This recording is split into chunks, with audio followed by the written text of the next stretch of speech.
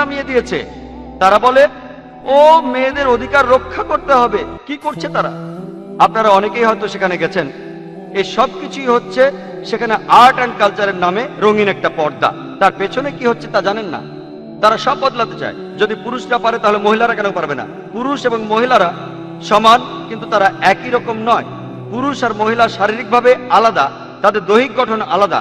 পুরুষরা যে কাজ করতে পারে মহিলারা পারে না, মহিলারা যে কাজ করতে পারে পুরুষরা পারে না। আমি বলতে পারি না যে এখন থেকে আমি সন্তান জন্ম দেব, আমি এটা পারবো না, আমি তো আলাদা। আর আপনি কি জানেন, ইসলামে আমি কয়েকটা উদাহরণও দিয়েছিলাম আমার লেকচারে।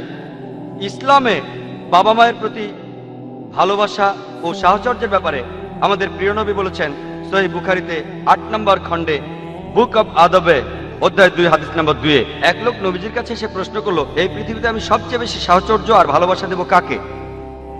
নবীজি বললেন, তোমার মাকে। লোকটি বলল,